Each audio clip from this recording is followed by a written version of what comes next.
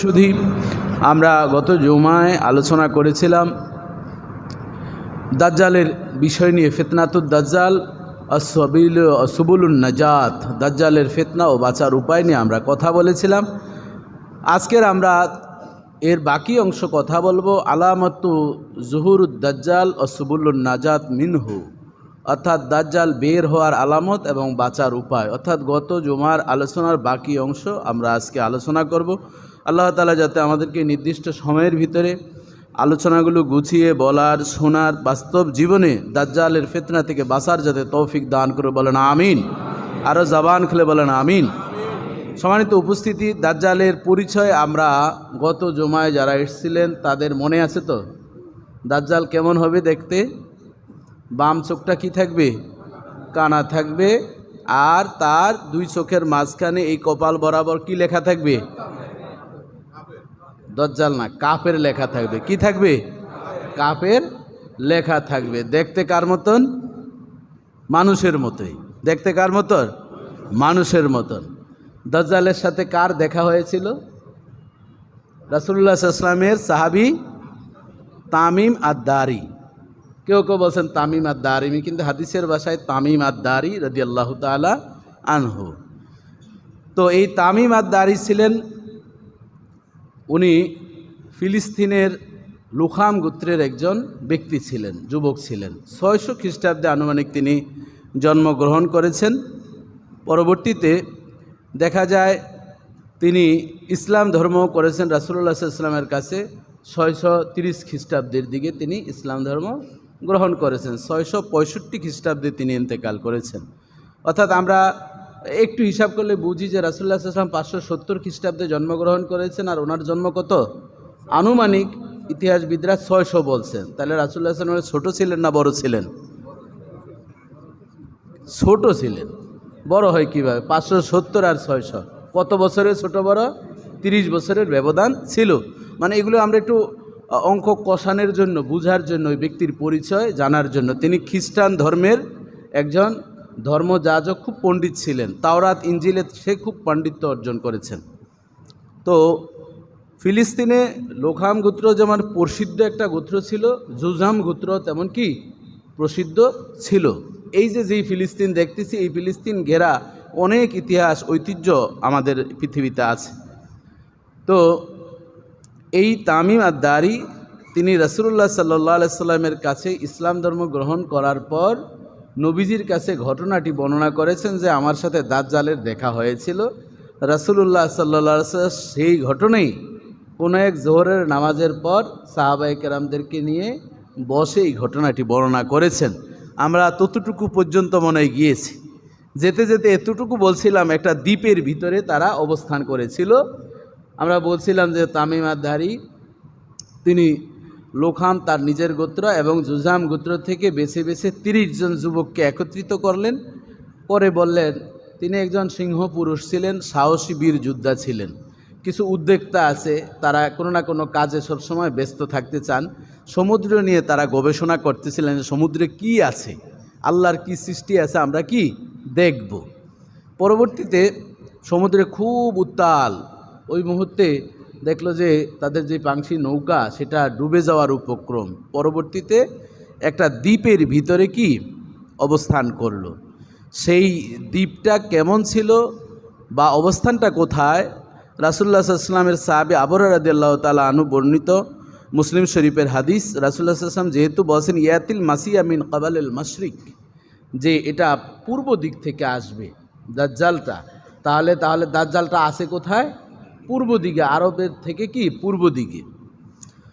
রাসূলুল্লাহ সাল্লাল্লাহু আলাইহি ওয়াসাল্লাম বলছেন লা ইয়ামিনা ওয়ালা শিমালা ওয়ালা মাগরিবা, এটা পশ্চিমেও নেই, উত্তরেও নেই, দক্ষিণেও নেই, আছে কোথায়? পূর্ব দিকে। তো স্বাভাবিকভাবে আরব দেখে আরব সাগর থেকে আটলান্টিক মহাসাগর, অধিকাংশ ইতিহাসবিদগণ তারা বলছেন যে আটলান্টিক মহাসাগরের কোনো না কোনো দ্বীপের ভিতরে সেটা দাজ্জালটা কি আছেন। তামিম দারিমি আদ-দারি তিনি বর্ণনা করতে গিয়ে রাসূলুল্লাহ সাল্লাল্লাহু আলাইহি ওয়াসাল্লামের কাছে বলতে বলতে বলেন, ইয়া রাসূলুল্লাহ, আমরা যখন সেখানে পৌঁছে গেলাম, পৌঁছে সেটি একটা দ্বীপের উপর উঠলাম, রাসূলুল্লাহ সাল্লাল্লাহু আলাইহি ওয়াসাল্লাম সাহাবীদের কাছে বলতে গিয়ে বললেন, ক্বালা জাযীরাতু ফিল বাহার, মুসলিম শরীফের 2942 নম্বর হাদিস, যে যেখানে তামিম দারি বর্ণনা করেছেন সে বর্ণনা অনুযায়ী আমি হিসাব কষিয়ে দেখেছি সেটা একটা বড় সাগরের দ্বীপ ছিল। জাজিরাতুন অর্থ কি? দ্বীপ।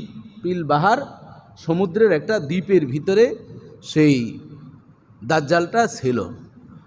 নামার পরেই দেখতেছেন সারা শরীরে পশমযুক্ত একটা প্রাণীর মতন দেখা যায়। তখন তামিম আদ-দারি জিজ্ঞাসা করলেন, মান আনতা, তুমি কে? বলো, আনা জাসসাসা, আমি হচ্ছি কি? জাসসাসা। এই জাসসাসা নিয়ে আল্লাহ রাসূল বর্ণনা করলেন যে সাহাবীরা, এই জাসসাসা হলো প্রাচীন একটা জিন। জিনদের অনেক বাদশাহ আছে, জিনদের বড় বড় রাজা আছে, তন্মধ্যে জাসসাসা ছিল একটা রাজা লেভেলের, ওরকম বড় লেভেলের একটা জিন ছিল। সেই জাসসাসার কাজ কি ছিল? ওই দাজ্জালের কাছে সারা পৃথিবীতে কোথায় কি ঘটে আপগ্রেড ওই দাজ্জালের কাছে কি পৌঁছানো। ধরেন গোয়েন্দা বিভাগের প্রধানও আপনি কি বলতে পারেন। তো যখন জাসসাসার সাথে কথা হলো, জাসসাসা জিজ্ঞাসা করলো, মিন আইনা আনতা, তোমরা কোথায় থেকে, মিন আইনা আনতুম, তোমরা কোথায় থেকে আসছো? ও আনতুম মা তুরি, তোমরা কি ইচ্ছা করছো? এই যে দ্বীপ, এখানে তো কেউ আসে না, যেই জায়গায় এসে তোমরা পৌঁছেছ, আর আমি জাসসাসার সাথে তোমরা যে আলাপ কথা বলতেছ, এটা তো অনেক সাহসের বিষয়। এখানে কেউ এসে কি স্থির থাকতে পারে না। তোমরা কি সাহসে এসছো যে আমরা মরার বাড়ি থেকে বেঁচে কোনো রকম কি আসছি? আমাদের এখন আর বাঁচা আর মরাই কি, আমরা তো মরেই আসছিলাম, কোনো রকম জীবনটা আমাদের বেঁচে গিয়েছে। আচ্ছা, যেহেতু তোমরা আসছই, তাহলে একটু ওই যে একটা প্রাচীর দেখা যায়, একটা অট্টালিকা ঘরের মতন দেখা যায়। তামিম আদ-দারি বলেন সেটা পাথরের তৈরি, এটি ঘরের অনেকটা গির্জার মতন মনে হলো। সেখানে আমরা গেলাম। ফাইজান ফি আযামুল ইনসান রাআইনাহু কাত্তুন খালকান ওয়া আশাদ্দুহু ওয়াসিকান মাজমুআতান ইলা উনুকি মা বাইনা রুকবাতাই ইলা কাবাইহি বিল হাদিদ, রাওয়াহু মুসলিম। জোরে জোরে বলেন আল্লাহু আকবার। তামিম আদ-দারি পয়গম্বরের কাছে যখন এই বিষয়গুলো বললেন, জামানার পয়গম্বর জোহরের নামাজের পর সাহাবে কেরামের কাছে বর্ণনা করতে গিয়ে বললেন, তামিম আদ-দারি বলেন, ফাইদান ফিহি আযামুল ইনসান, আমরা যখন ওই প্রাচীরের কাছে চলে গেলাম, ওই প্রাচীরের কাছাকাছি গিয়ে একটা গির্জার ভিতরে আমরা বিরাট দেহ আকারের একটা মানুষ পেয়ে গেলাম। গির্জাটা যতটুকু বড়, যতটুকু উঁচু, মানুষটাও বিশাল শরীরের। রাআইনাহু কাত্তুন খালকান, এরকম আকৃতির কোনো সৃষ্টি আমরা কোনোদিন মানুষ দেখি নাই। ওয়া আশাদ্দুহু ওয়াসিকান মাজমুআতান ইলা উনুকি মা বাইনা রুকবাতি ইলা কাবাতি বিল হাদিদ, ওই যেই আকৃতির মানুষটাকে আমরা দেখলাম, তার ঘাড় এবং পা এমনভাবে শিকল দিয়ে বাঁধা। আসাদ্দু ওয়াসিকান, ওই শিকলগুলো খুব ভারী, অনেক মজবুত, তার ঘাড়ের উপর দিয়ে পা বাঁধা রয়েছে। দেখে খুব কৌতূহল জাগলো, এটা কেমন মানুষ? একটা চোখ কানা, কাফের লেখা, কিন্তু সে স্বাভাবিক আমাদেরকে দেখে বলল, মানান্তুম, তোমরা কে, কোথায় থেকে? মিন আইনা যে তোমরা কোথায় থেকে এসেছো, তোমাদের উদ্দেশ্যটা কি বলো? তখন তামিম আদ-দারি বলেন, যেহেতু মিন ফিলিস্তিন, আমরা ফিলিস্তিন থেকে এসেছি। কি জন্য তোমরা এসেছো? আমরা সমুদ্র ভ্রমণে এসেছি, এই ঘটনা ঘটেছে, এই দ্বীপে আমরা জীবন বাঁচানোর জন্য আমরা অপেক্ষা করছি, এখানে আমরা অবতরণ করেছি। জাসসাসার সাথে সাক্ষাৎ হলো। জাসসাসা বলল, তোমার সাথে সাক্ষাৎ করার জন্য। মান আনতা, এবার তোমার পরিচয় বলো। দাজ্জাল পরিচয় দিচ্ছিল তামিম আদ-দারি পয়গম্বরের কাছে বলেন দাজ্জাল। তখন দাজ্জাল বলতেছিল, আনা মাসিহুদ দাজ্জাল, আমি হচ্ছি দাজ্জাল, কানা দাজ্জাল। আল্লাহ রব্বুল আলামিন আমাকে এখানে রেখেছেন। তামিম আদ-দারি বলেন, আমি প্রশ্ন করলাম, তুমি কতদিন পর্যন্ত এখানে আছো? দাজ্জাল বলল, আমি সৃষ্টির শুরু থেকেই, আমাকে যখন সৃষ্টি করা হয়েছে আমাকে এখানে আবদ্ধ করে রাখা হয়েছে, আমি এখানেই আবদ্ধিত অবস্থায় আছি। কতদিন তুমি থাকবে, কখন তুমি বের হবে? তখন সে প্রশ্ন করলো, তোমাকে কয়েকটি প্রশ্ন করছি, এই প্রশ্নের উত্তরগুলো আমি জেনে তোমাকে আমার প্রকাশের টাইম আমি বলে দিব। জামানার পয়গম্বর হাদিস বর্ণনা করেছেন, ওই হাদিসটি আবু বকর রাদিয়াল্লাহু তাআলা আনহু নোট করেছেন। তিনি বর্ণনা করেছেন, ক্বালা রাসূলুল্লাহ সাল্লাল্লাহু আলাইহি ওয়াসাল্লাম আদ-দাজ্জালু ইয়াখরুজু মিন আরদিল মাশরিকি ইউকালু লাহা খুরাসান। জামানার পয়গম্বর বলেন, ও আমার সাহাবীরা জেনে নাও, দাজ্জাল যখন বের হবে খোরাসান থেকে, অর্থাৎ এই আরব থেকে খোরাসান পূর্ব দিকে, সেই পূর্ব দিক থেকে বের হবে। তার পরিচয় দিতে গিয়ে ইতিহাসবিদরা বলেন খোরাসান হচ্ছে ইরান, আফগানিস্তান এবং তুর্কিস্তান, উজবেকিস্তান এর একটা বিশেষ অংশের জায়গার নাম হচ্ছে খোরাসান। সেই দিক থেকে দাজ্জাল বের হবে।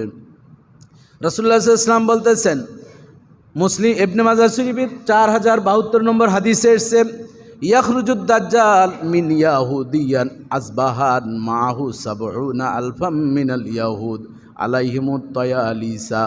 রাসূলুল্লাহ সাল্লাল্লাহু আলাইহি সাল্লাম বলেন, ও আমার সাহাবীরা তোমরা শোনো, দাজ্জাল যখন বের হবে, দাজ্জালের সাথে বিরাট ইহুদিদের একটা বহর থাকবে, এক নয় দুই নয়, 70,000 ইহুদি দাজ্জালের অনুসারী তখন থাকবে। জোরে জোরে বলেন নাউজুবিল্লাহ। তাহলে প্রমাণ হয়ে যাচ্ছে দাজ্জালের সাথে থাকবে কারা? ইহুদিরা থাকবে। এবং সেই হিসাব নিকাশ অনুযায়ী যেহেতু ইরান, আফগানিস্তান, তার মানে সেদিকে এখন যুদ্ধ চলছে, কথা ঠিক কিনা বলেন? এজন্য সব হিসাব নিকাশ ধীরে ধীরে আমাদের কষা শুরু হয়ে গিয়েছে। রাসূলুল্লাহ সাল্লাল্লাহু আলাইহি সাল্লাম বলেন, আর ইহুদিদের যেই মানুষগুলো থাকবে তাদের অবস্থাটা হবে আলাইহিম তায়ালিসাতান, তাদের একটা পোশাক থাকবে এক রঙের।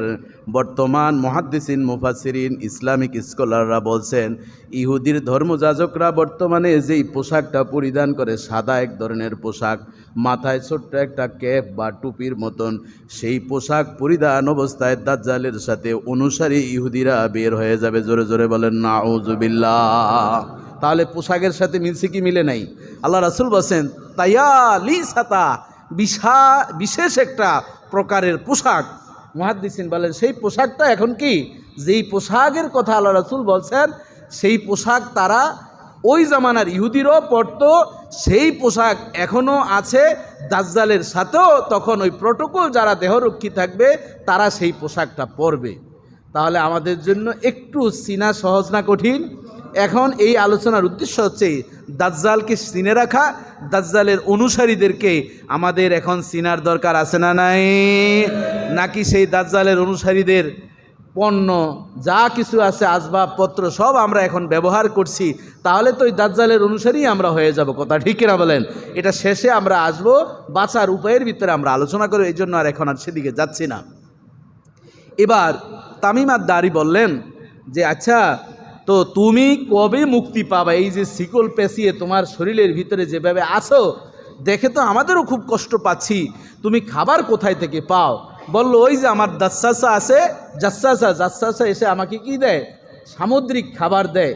সামুদ্রিক খাবার কি? মাছ, বিভিন্ন প্রাণী তাকে দেওয়া হয়, সে তাই কি খেয়ে বেঁচে থাকে, তার মতন সে আছে। বলল, আমি বের হব। আচ্ছা বলো তো দেখি, তোমাদের কাছে কি কোনো দাড়ি এসেছে, দাওয়াত দেয়? সে কি এক আল্লাহর দিকে ওয়াহাদানিয়াতের প্রতি দাওয়াত দেয়? হ্যাঁ দেয়। তার নাম কি? মুহাম্মদ ইবনে আব্দুল্লাহ।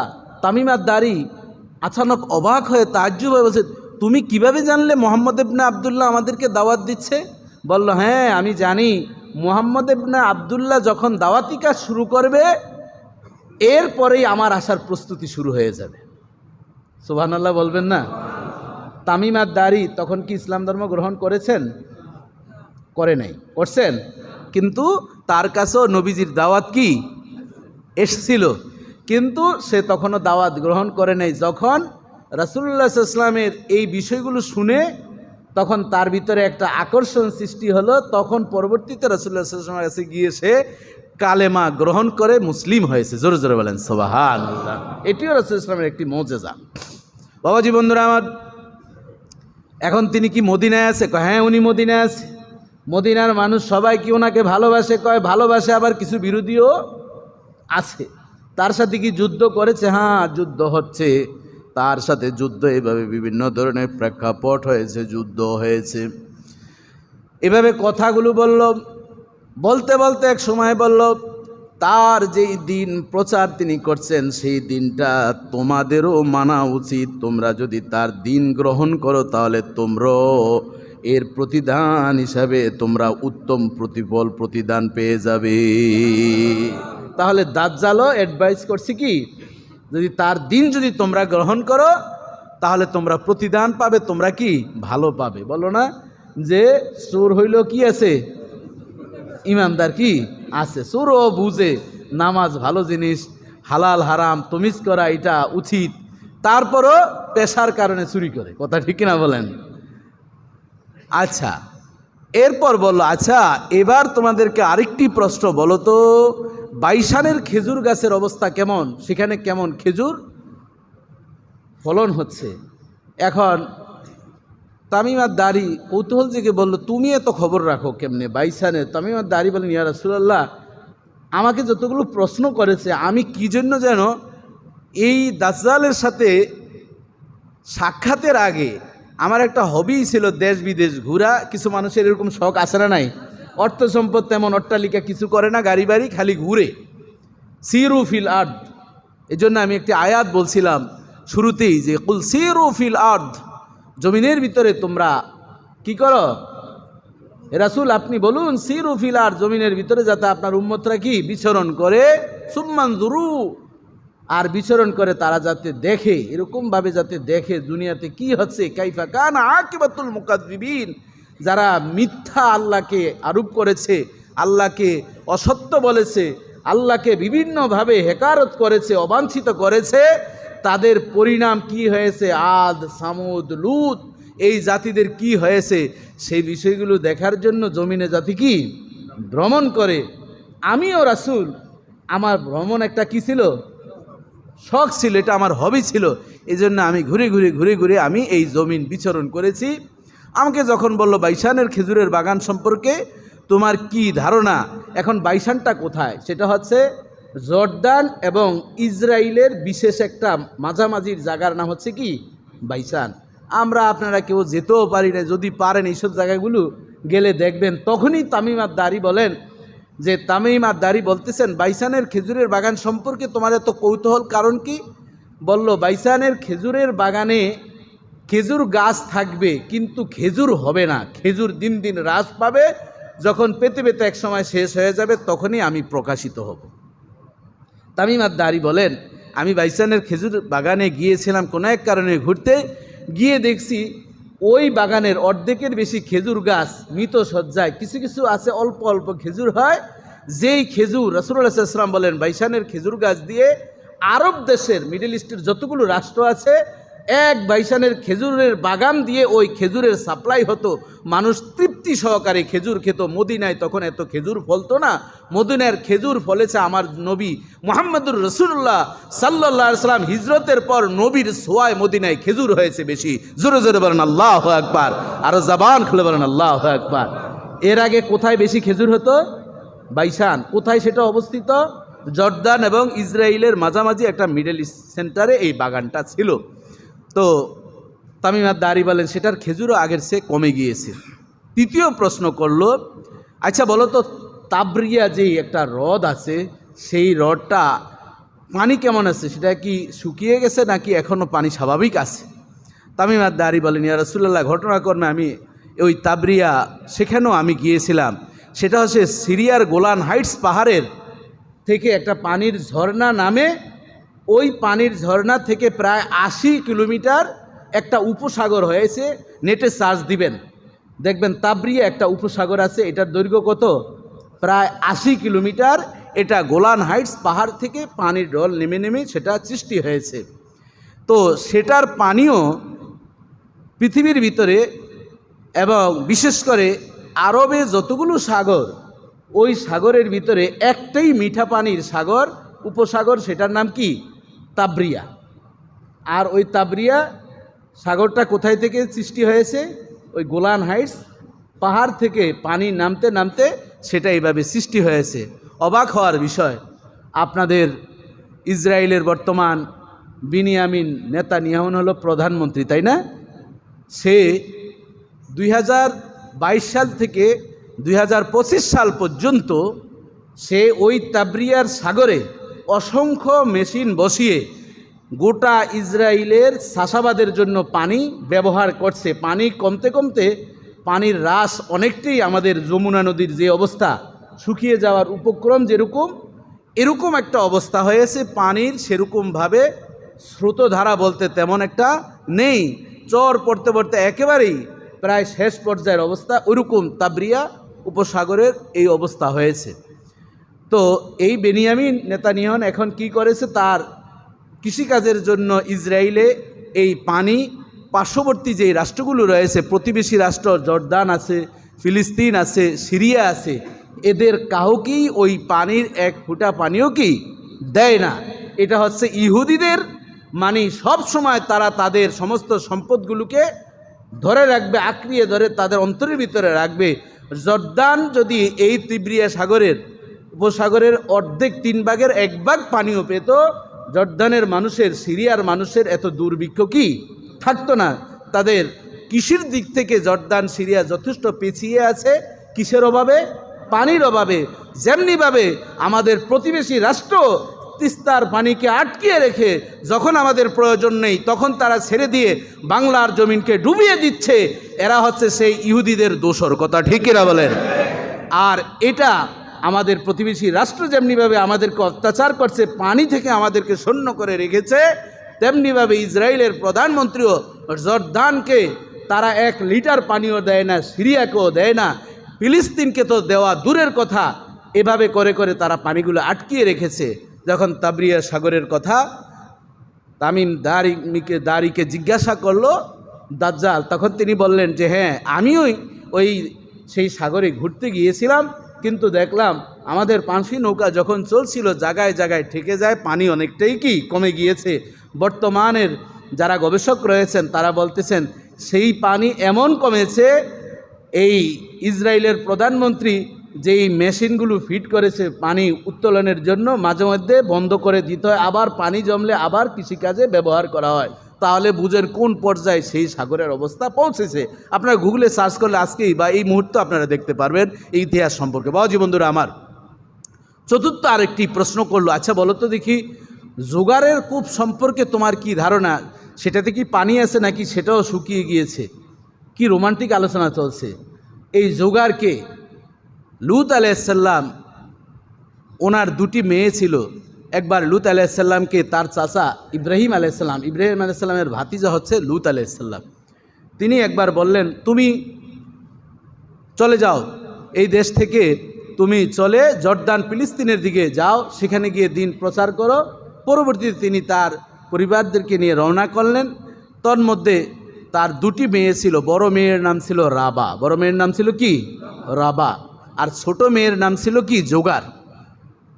ওই জোগাড় ছোট মেয়েটির খুব উত্তপ্ত শরীরে জ্বর আসলো, ওই জ্বর থেকে ওই মেয়েটি মারা গেল পথিমধ্যে, ফিলিস্তিনে পৌঁছার আগেই কি মারা গেল। মারা যাওয়ার পর যেখানে মারা গেল সেখানে একটা কূপ ছিল, ওই কূপের পাশেই ওই জোগাড় মেয়েটিকে কি করলো, দাফন করলো। ওই জোগাড় মেয়েটিকে দাফন করার কারণে সেই জায়গাটার নাম, ওই কূপটার নাম হয়ে গেল কি জোগাড়ের কূপ। নাম কি হলো? জোগাড়ের কূপ। তো দাজ্জাল জিজ্ঞাসা করতেছেন, আচ্ছা বলেন তো দেখি, লূত আলাইহিসসালাম, ইব্রাহিম আলাইহিসসালাম আমার নবীর আগে না পরে? আগের নবী না? তাহলে ইতিহাস ঠিক আছে তো লাইন। আবার বলবেন যে হুজুর জোগাড় কূপ সম্পর্কে আবার দাজ্জাল জানলো কেমনে? দাজ্জাল তো তার কাছে সব খবরই আছে। আবার এই প্রশ্নগুলো কেন করলেন এটারও আবার অনেকগুলো হিকমত, অনেকগুলো কারণ রয়েছে। আমরা মৌলিক কথাগুলো বলবো। জোগাড়ের কূপের পানির কি অবস্থা বলো তো দেখি তামিম। তখন তিনি বলছেন, ইয়া রাসূলুল্লাহ, ঘটনাক্রমে আমি ওই যে আমার জীবনের যে হবি, আমার ওই শখ মিটাতে গিয়ে এক সময় আমি সেই জায়গাও গেলাম। আমি গিয়ে দেখতে পেলাম পানির যেভাবে আগে নিচ থেকে পানি আসতো, ওই জোগাড়ের কূপ থেকে পানিটা ছিল সবচেয়ে মিষ্টি। জোগাড়ের পানিটা কেমন ছিল? যেমন বীরে মাউনা, আমরা যখন বদরের প্রান্তে যাওয়ার সময় বা আসার সময় একটা কূপ, রাসূলুল্লাহ সাল্লাল্লাহু আলাইহি ওয়াসাল্লামের সাহাবায়ে কেরামরা সেখানে অবস্থান করেছিলেন, পানির খুব পিপাসা লেগেছিল। তখন রাসূলুল্লাহ সাল্লাল্লাহু আলাইহি ওয়াসাল্লাম দেখলেন ওই কূপটা এত ময়লা, সাহাবায়ে কেরাম কীভাবে পানি পান করবেন, আর ছিল এত লোনা পানি, এটা মুখে দেওয়ার মতন নয়। রাসূলুল্লাহ সাল্লাল্লাহু আলাইহি ওয়াসাল্লাম তখন একটু থুতু ফেললেন। থুতু ফেলার পর ওই পানিটা, লবণাক্ত পানিটা মিষ্টি পানিতে পরিণত হয়ে গেল। আমি যখন গত এই যে ডিসেম্বরে গেলাম উমরায়, তখন এই বীরে মাউনায় বা বীরে শেফা সেখান থেকে পানি এনেছিলাম। সত্যি আমি সেখানে খাওয়ার সুযোগ হয়েছে। স্বাভাবিক আমাদের দেশের পানি যেরকম, সেভাবে এই পানি উঠছে আর উঠছে। কোথায় থেকে যে আসে সেটা আল্লাহই ভালো জানেন। রাসূলুল্লাহ সাল্লাল্লাহু আলাইহি ওয়াসাল্লাম বলেন, এই বীরে মাউনার পানি রব্বুল আলামিন কিয়ামতের পূর্ব পর্যন্ত সাপ্লাই দিতে থাকবেন। যেমনটি জমজমের পানি রব্বুল আলামিন দিতে থাকেন, তেমনিভাবে বীরে মাউনার পানিও পৃথিবীর মানুষ পান করে শেষ করতে পারবে না। জবান খুলে বলেন আল্লাহু আকবার, আরও জবান খুলে বলেন আল্লাহু আকবার। বদরের প্রান্তে যখন যাবেন তখন এগুলো আপনারা ঘুরবেন, নিজেদের টাকা দিয়ে গাড়ি নিয়ে ঘুরবেন। মুআল্লিমদের সাথে ওই আশা করে লাভ নেই, ভালো হলে ঘুরাবে, আর না হলে আপনারা এগুলো দেখতে পারবেন না। আপনি নিয়ে আসছেন, যাই হোক, এভাবে আমরা ঘুরবো। বীরে শেফও বলে, বীরে মাউনও বলে, একই জিনিস। আবার আল্লাহ রাসূল কিছু জায়গার পানি ক্ষেত্রে বলছেন যে তোমরা এই জায়গায় তোমরা এখান থেকে পানি গ্রহণ করবে না, যেটা হচ্ছে ওই যে আদ সামুদ জাতিদের যে পাপিষ্ট জায়গা, সেই জায়গার পানি যে তোমরা বসবেও না, পানিও পান করবে না। কারণ আসসাহবত মুতাসসিরা, যেই জাতি যেই কারণে ধ্বংস হয়েছে সেই জায়গায় বসা, সেই এলাকার কোনো খাবার গ্রহণ করা, এটা মুমিনের শানে যায় না, এটা মুমিন ক্ষতিগ্রস্ত হয়ে থাকে। এই জন্য আল্লাহ রাসূল সেই বিষয় সম্পর্কে আমাদেরকে নিষেধ করেছেন। বিষয়টা কি বুঝতে পেরেছেন? যেমন অদিয়ে মুহাসসার, কোন জায়গাটা? হাতি যখন বসেছিল বাইতুল্লাহ ধ্বংস করার জন্য, সেই জায়গায় মুজদালেফায় বসা কি জায়েজ আছে? সব জায়গায় বসা জায়েজ আছে। অদিয়ে মুহাসসার নামক জায়গায় বসা কি নেই? জায়েজ নাই। কারণ এটা একটা পাপিষ্টের জায়গা, যেখানে পাপ কর্ম হয়েছে। আমরা অনেক সময় বলি পাপীকে ঘৃণা করো না। কাকে ঘৃণা করো? পাপকে ঘৃণা করো। পাপীকে ঘৃণা না করলেও অন্তর থেকে একটা ঘৃণা চলে আসে, কথা ঠিক কিনা বলেন? আর যেই জায়গায় ঘৃণার কাজ, খারাপ কাজ সংগঠিত হয়, সেটার প্রতি মানুষের একটা ঘৃণা অটো সিস্টেমেই জমে যায়, কথা ঠিক কিনা বলেন? যেমনিভাবে আবু জেহেলের আমরা যেই টয়লেট এখন ব্যবহার করে থাকি, ইতিহাসবিদরা বলেছেন সেই জায়গাটা আবু জেহেলের বাড়ি ছিল। যদিও কেউ দ্বিমত পোষণ করেছেন, কিন্তু অধিকাংশ ইতিহাসবিদরা বলেছেন পুরাটা জায়গা তো আবু জেহেলের বাড়ি ছিল না, কিন্তু ওই জায়গার কিছু একটা অংশ আবু জেহেলের কি বাড়ি ছিল। আর সে আবু জেহেলের বাড়িটা এখন টয়লেট হয়েছে। এই জন্য আমরা অনেকে যাই সেখানে, একটা কৌতূহল জাগে যে আমরা সেখানে ইস্তেঞ্জা করি, কথা ঠিক কিনা বলেন? আবার দেখেন, আমার প্রিয় নবীকে আবু জেহেল কষ্ট দিয়েছে। খেজুর গাছ আমার নবীকে মায়া করেছেন, ছায়া দিয়েছেন, খেজুর দিয়েছেন। উসমানে হান্নানা নবীর প্রেমে কান্না করেছেন। এজন্য দেখা যায় আবু জেহেল কষ্ট দেওয়ার কারণে আবু জেহেলের বাড়িটা পরিণত হয়েছে টয়লেটে। আর খেজুর গাছের গোড়ায় সৌদি সরকার বাঁচানোর জন্য নবীর সোহবতের কারণে রব্বুল আলামিন আরব দেশে এমন মর্যাদা খেজুর গাছকে দিয়েছেন, আর কিছু পানি পাক আর না পাক, খেজুর গাছের গোড়ায় সৌদি সরকার থেকে পানি 24 ঘন্টা এভাবে চলতেই থাকে, দিতেই থাকে যখন প্রয়োজন হয়। জোরে জোরে বলেন আল্লাহু আকবার। কিসের কারণে? নবীর সোহবত, নবীর প্রতি শ্রদ্ধা ভালোবাসার কারণে। এই জন্য বাবাজি বন্ধুরা আমার, জোগাড়ের কূপ পানি কি অবস্থা? তামিমা দারি বলতেছেন, আমরা গেলাম তখন দেখলাম সেখানের জোগাড়ের কূপের পানি হ্রাস পেয়েছে, পানি কমে গিয়েছে। বর্তমান আপগ্রেড খবর হচ্ছে জোগাড়ের কূপ একেবারে শুকিয়ে গিয়েছে। জোগাড়ের কি কূপ এখন শুকিয়ে গিয়েছে। আর ওই যে তাবরিয়ার যেই উপসাগরের কথা বলছি, সেটার পানি একেবারে যায় অবস্থা, সামান্য কিছু আসে। তাহলে প্রশ্ন কয়টা করছেন? মৌলিক 4টা। 1 নম্বর কি? এমন একজন দায়ী আসবে, তার নাম থাকে মোহাম্মদ ইবনে আবদুল্লাহ। তিনি কি আসছেন? তিনি কি তোমাদেরকে দাওয়াত দিচ্ছেন? দিচ্ছেন কি দেন নাই? দিচ্ছে। এরপরে কি? তাবরিয়ার যেই কূপের কথা বলছেন সেটা কি শুকিয়েছে না এখনো আছে? আছে। তাহলে সেটার কূপের অবস্থাও খুবই খারাপ অবস্থা, এখন সেটা খুব ভালো একটা অবস্থার ভিতরে নেই। বাইশানের খেজুর গেছে, সেই বাগানে কি খেজুর হয়? তিনি বললেন সেটাও শুকিয়ে যাচ্ছে, গাছ টাছ তেমন ভালো নেই, খেজুরের অবস্থা নেই। বর্তমান খবর হচ্ছে বাইশান যেই বিশাল এরিয়া নিয়ে খেজুরের বাগান, সেখানে যে খেজুরের বাগান ছিল সেটার অস্তিত্বই এখন নেই। 3 নম্বর কি? জোগাড়ের কূপের পানি সম্পর্কে। জোগাড়ের কূপের পানি এখন শুকিয়ে একেবারেই শেষ হয়ে গিয়েছে, শুধু তাবরিয়ার সেই উপসাগরের পানি একটু আছে। বলল এই বিষয়গুলো যখন পরিষ্কার হয়ে যাবে তখনই আমি দাজ্জাল প্রকাশিত হব। এবার দাজ্জাল প্রকাশিত ধরেন হয়েই যাবে। দাজ্জালের ফিতনাগুলো কেমন হবে? সে বাঁচবে কয়দিন বলছিলাম, মনে আছে? কতদিন বাঁচবে? আরও জোরে বলেন, কতদিন? 40 দিন। প্রথম দিন হবে 1 বছরের সমান, দ্বিতীয় দিন হবে 1 মাসের সমান, তৃতীয় দিন হবে 1 সপ্তাহের সমান, আর চতুর্থ এরপরের যেই দিনগুলো আছে এগুলা স্বাভাবিক আমাদের দিনের মতোই হবে। তাহলে গড়ে সে 40 দিন বাঁচবে। এই 40 দিনের ভিতরে তার আরও মৌলিক 4টি বড় বড় ফিতনা হবে, যেটিতে আমরা ইন্টারভিউতে টিকাটা অনেক কঠিন হবে। কয়টা ফিতনা হবে? 4টি। রাসূলুল্লাহ সাল্লাল্লাহু আলাইহি সাল্লাম তামিম আদ-দারির এই বিষয় সব শুনে রাসূলুল্লাহ সাল্লাল্লাহু আলাইহি সাল্লাম বললেন, তামিম আদ-দারি আমার কাছে যা যা বলেছেন আমি জিবরাইলের মাধ্যমে যা শুনেছি তামিম দারির সাথে সব ঘটনা মিলে গেছে। সুবহানাল্লাহ বলবেন না? বাবা জীবনদান আমার 1 নম্বর তার ফিতনা হবে সে মৃত, যত বছরের আগেরই হোক না কেন, শত শত বছরের পূর্বের মৃত ব্যক্তিকে কবর থেকে সে জীবিত করতে পারবে। শুধু জীবিতই না, কথাবার্তা বলতে পারবে, তার সাথে ঘোরাঘুরি করতে পারবে, যতক্ষণ ইচ্ছা সে জীবিত রাখতে পারবে। এমনি করে করে যারা তাকে বিশ্বাস করে না, ওই যে বলছিলাম ডান হাতে জান্নাত বাম হাতে জাহান্নাম, কিন্তু বিষয়টা হবে উল্টা। ঠান্ডা পানি গরম পানি, যেটা ঠান্ডা সেটা হবে তার জন্য ভয়ানক, আর যেটা গরম সেটা হবে মানুষের জন্য উত্তম। এভাবে যখন সব বিষয়গুলো পরীক্ষায় পড়ে যাবে, এর সে ওই পরীক্ষার ভয়ানক পরীক্ষা হচ্ছে মৃত ব্যক্তিকে যখন জীবিত করা হবে, সে জীবিত করে বলবে আনা রব্বুকুমুল আলা, আমি তোমাদের রব নই কি? বলবে বালা, হা আপনি আমাদের রব। এখন যখন রব বলবে, রব বলার পর তার ওই যে 70,000 ডিফেন্স তার সাথে আছে, নতুন করে যোগ হবে আরেকজন, এমনি করে বহর বড় হতে থাকবে। রাসূলুল্লাহ সাল্লাল্লাহু আলাইহি সাল্লাম আমার সাহাবীরা ফিলিস্তিনে সে চলে যাবে, ফিলিস্তিনের এক যুবককে সে ধরবে, বলবে আনা রব্বুকুমুল আলা, আমি তোমাদের রব নই কি? আমি তোমাদের রব নই কি? ওই যুবক বলবে না, তুমি আমাদের রব হতে পারবে না, আমাদের রব একজনই, লা ইলাহা ইল্লাল্লাহ, আমার রব একজন, যার কোনো ইলাহ নাই, যার কোনো অংশীদার নেই।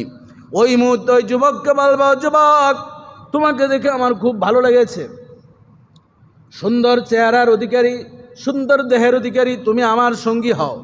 তুমি কি বিশ্বাস করবে না? তুমি কি এমন জিনিস দেখাবো তাতেও কি তুমি আমাকে রব হিসাবে মানবে না? বলল তোমার বাবা কি আছে? না, আমার বাবা আমার শৈশবেই ইন্তেকাল করেছে। তোমার বাবার কবর কোথায়?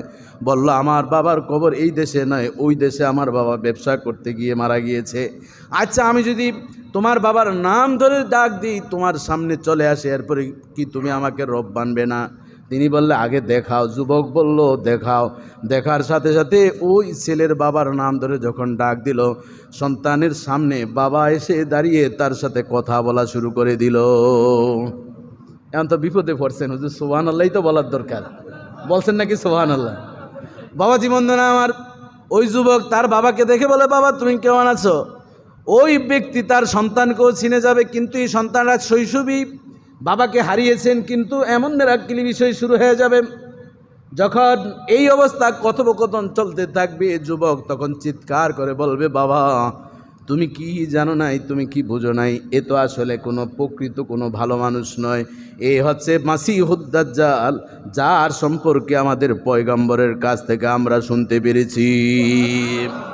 ওই যুবককে হত্যা করা হবে, ওই ব্যক্তিকে হত্যা করা হবে, কিন্তু এই হত্যার দৃশ্য দেখে শত শত হাজার হাজার মুসলমান কাফের হয়ে তার দলে অন্তর্ভুক্ত হয়ে যাবে। যাদের ভিতরে ঈমান আছে তারা বেঁচে যাবে। আমার প্রিয় নবী মুহাম্মদ রাসূলুল্লাহ সাল্লাল্লাহু আলাইহি সাল্লামের দাজ্জালের ফিতনার কথাগুলো যারা শুনেছেন, বুঝেছেন, আমল করেছেন, তারা বেঁচে যাবে। এর চেয়ে আরও ভয়ঙ্কর জিনিস হচ্ছে, যে এলাকায় ফসল হয় না, অনাবৃষ্টি, সে এলাকায় মানুষদেরকে গিয়ে বলবে তোমাদের ফসল হয় না, তোমরা এই দুর্ভিক্ষের ভিতরে আছো, কি চাও তোমরা? আমরা খাবার দাবার পাই না, খাবার হলেই চলবে, তাহলে কি করা যায়? তোমরা জমিনের কাছে আসো। জমিনকে বলবে, ও জমিন, ওরা যে যেই ফসল চায় ডাক দিলে তাকে দিয়ে দিবে। কেউ ধান চায়, কেউ গম চায়, কেউ সবজি চায়। ডাক দিতে যা দেরি, জমিন থেকে ফসল বের হতে দেরি হবে না। নাউজুবিল্লাহ বলেন না কেন রে বাবা? কারণ দজ্জালের এখানে কেরেসমা চলতেছে। সুবহানাল্লাহ বলা যাবে? সুবিধাভোগী যারা তারা বলতেছেন আন্তা রব্বু, তুমি তো রব। কয় ঠিক আছে, আনা রব্বুকুমুল আলা, আমি যে রব এতে কোনো সন্দেহ আছে? কয় না, আপনি যে রব এতে আমরা কি বিশ্বাস করছি, কিন্তু যাদের ভিতরে মিসকাল যাররাতিন, ইমানের যাদের ভিতরে যাররা পরিমাণ ইমান আছে, তারা বলবে আন্তা মাসিহুদ দাজ্জাল। বলার সাথে সাথেই তাদেরকে শহীদ করে দেওয়া হবে।